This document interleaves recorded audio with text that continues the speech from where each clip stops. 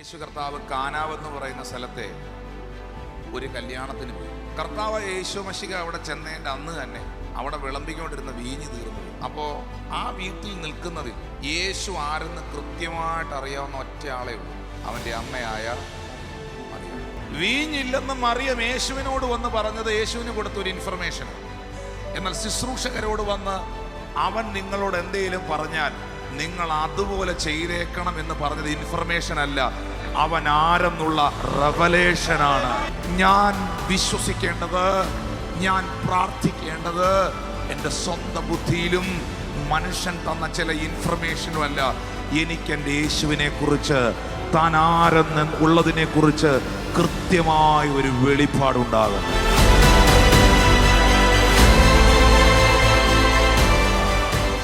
ലൂക്കോസ് വിശേഷം 18-ാം അധ്യായം 35 മുതൽ 38 വരെയുള്ള വാക്യം. യേശു കർത്താവ് എരിഹോവിലെത്തി. ഒരു കുരുടൻ ഇരുന്നു കൊണ്ട് വഴിയരികെ ഇരുന്നിരുന്നു. പുരുഷാരം കടന്നു പോകുന്നത് കേട്ടു. ഇതെന്ത് എന്ന് അവൻ ചോദിച്ചു. ഉടനെ നസറയനായ യേശു കടന്നു പോകുന്നെന്ന് അവർ അവനോട് അറിയിച്ചു. അപ്പോൾ അവൻ, യേശുവേ, ദാവീദ് പുത്ര, എന്നോട് കരുണ തോന്നണമേ എന്ന് നിലവിളിച്ചു. മുൻനടക്കുന്നവർ അവനെ മിണ്ടാതിരിപ്പാൻ ശാസിച്ചു. അവനോ, ദാവീദ് പുത്ര, എന്നോട് കരുണ തോന്നണമേ എന്ന് ഏറ്റവും അധികം നിലവിളിച്ചു. യേശു നിന്നു അവനെ തന്റെ അടുക്കൽ കൊണ്ടുവരുവാൻ കൽപ്പിച്ചു. അവൻ അടുക്കൽ വന്നപ്പോൾ, ഞാൻ നിനക്ക് എന്ത് ചെയ്യണമെന്ന് ചോദിച്ചു. കർത്താവേ, എനിക്ക് കാഴ്ച കിട്ടണം എന്ന് അവൻ പറഞ്ഞു. യേശു അവനോട്, കാഴ്ച പ്രാപിക്ക, നിന്റെ വിശ്വാസം നിന്നെ രക്ഷിച്ചിരിക്കുന്നു എന്ന് പറഞ്ഞു. എരിഹോവിൽ ഒരു കുരുടൻ വഴിയരികിൽ ഇരുന്നുകൊണ്ടിരിക്കുന്നു. അപ്പോൾ ആ കുരുടന് കാണാൻ മേല, പക്ഷെ ഭയങ്കര ആളുകളുടെ ബഹളവും ശബ്ദവും. സാധാരണ പൊതുവിൽ പിശക്കാരിരിക്കുന്നത് അത്യാവശ്യം ആളുള്ളിടത്തേ പിശക്കാരിരിക്കുകയുള്ളൂ. ആളും ബഹളവും ഇല്ലാത്തടത്ത് പിശക്കാരിരിക്കുമോ? അത്യാവശ്യം ആളും ബഹളവും ഉള്ളിടത്തേ പിശക്കാരിരിക്കൂ. പക്ഷെ പതിവിലും വിരോധമായി ഒരു വലിയ ആരവാരത്തിൻ്റെ ഒരു വലിയ ബഹളം. അപ്പോൾ ഉടനെ ഈ അമ്മൻ ചോദിച്ചു, ആരാ ഇതുവഴി പോന്നേ? അപ്പോൾ ഉടനെ ഇവർ പറഞ്ഞു കൊടുത്തു, അത് നസറയനായ യേശുവാണ് പോകുന്നത്. അപ്പോൾ ഇവൻ ചോദിച്ചപ്പോൾ ഇവന് കിട്ടിയ ഇൻഫർമേഷൻ എന്തുവാ? നസറയനായ യേശു കടന്നു പോകുന്നു. നസറയനായ യേശു അതുവഴി പോകുന്നു എന്ന് പറഞ്ഞു കൊടുത്താൽ വിളിക്കേണ്ടത് നസറയനായ യേശുവേ എന്നല്ലേ? പക്ഷെ ഇവൻ വിളിച്ചത് അതല്ല. ആളുകൾ അവന് ചൊല്ലിക്കൊടുത്ത, ആളുകൾ അവന് പറഞ്ഞു കൊടുത്ത ഇൻഫർമേഷനിൽ നിന്നല്ല അവൻ ഈ പ്രാർത്ഥന പ്രാർത്ഥിക്കുന്നത്.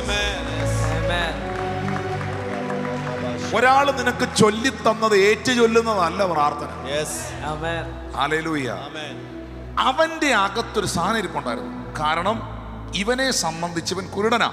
കാരണം അവന്റെ മനസ്സിൽ ഒരു കാര്യം രജിസ്റ്റർ ചെയ്തിട്ടുണ്ട്. അന്നാളിൽ ഇശ്യായുടെ കുറ്റിയിൽ നിന്ന് ഒരു മുള പുറപ്പെട്ടു വരും. ദാവീദ് ഗോത്രത്തിൽ നിന്ന് ഒരുവൻ വരും. അവൻ അന്ധന്റെ കണ്ണ് തുറക്കും, ചെകിടന്റെ ചെവി കേൾപ്പിക്കും, ഊമരെ സംസാരിപ്പിക്കും, പീഡിതർക്ക് സ്വാതന്ത്ര്യം കൊടുക്കും. സത്യം പറഞ്ഞാൽ അത് കേട്ടതും അവന്റെ അകത്തുള്ള വെളിപ്പാടിൽ നിന്നാണ് അവൻ വിളിക്കുന്നത്, ദാവീദ് പുത്ര, യേശുവേ, എന്നോട് കരുണയുണ്ടാകണമേ. എനിക്ക് അവിടെ കാണാൻ കഴിഞ്ഞത് ഒരു ഇൻഫർമേഷന്റെ അടിസ്ഥാനത്തിൽ പ്രാർത്ഥിക്കുന്നവനെ അല്ല, റെവലേഷനിൽ നിൽക്കുന്നവനെയാണ്. യോഹന്നാൻ സുവിശേഷം 2-ാം അധ്യായം അതിൻ്റെ 3, 4, 5 വാക്യങ്ങളിൽ പറയുന്നു, വീഞ്ഞ് പോരാതെ വരികയിൽ യേശുവിൻ്റെ അമ്മ അവനോട്, അവർക്ക് വീഞ്ഞില്ല എന്ന് പറഞ്ഞു.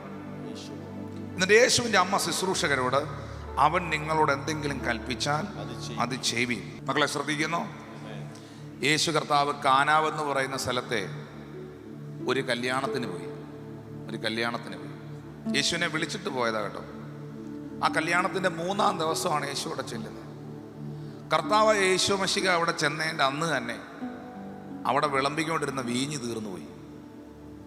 അപ്പോൾ ആ വീട്ടിൽ നിൽക്കുന്നതിൽ യേശു ആരെന്ന് കൃത്യമായിട്ട് അറിയാവുന്ന ഒറ്റ ആളേ ഉള്ളൂ. ആരാ? അവൻ്റെ അമ്മയായ മറിയ. അവൻ എങ്ങനെയാ ജനിച്ചതെന്നും, അവൻ പരിശുദ്ധാത്മാവിലാണ് ജനിച്ചതെന്നും, അവൻ ദൈവത്തിൻ്റെ പുത്രനാണെന്നും ഇതെല്ലാം അറിയാവുന്ന ഏകയാള് മറിയമാണ്. വീഞ്ഞില്ലെന്ന് മറിയം യേശുവിനോട് വന്ന് പറഞ്ഞത് യേശുവിന് കൊടുത്തൊരു ഇൻഫർമേഷനാണ്. എന്നാൽ ശുശ്രൂഷകരോട് വന്ന് അവൻ നിങ്ങളോട് എന്തെങ്കിലും പറഞ്ഞാൽ നിങ്ങൾ അതുപോലെ ചെയ്തേക്കണം എന്ന് പറഞ്ഞത് ഇൻഫർമേഷൻ അല്ല, അവൻ ആരെന്നുള്ള റെവലേഷനാണ്. ഒന്ന് കരമടിച്ച് കർത്താവിന് നന്ദി പറഞ്ഞേ. ഞാൻ വിശ്വസിക്കേണ്ടത്, ഞാൻ പ്രാർത്ഥിക്കേണ്ടത് എൻ്റെ സ്വന്തം ബുദ്ധിയിലും മനുഷ്യൻ തന്ന ചില ഇൻഫർമേഷനും അല്ല, എനിക്ക് എൻ്റെ യേശുവിനെ കുറിച്ച്, താൻ ആരെന്ന് ഉള്ളതിനെ കുറിച്ച് കൃത്യമായ ഒരു വെളിപ്പാടുണ്ടാകണം.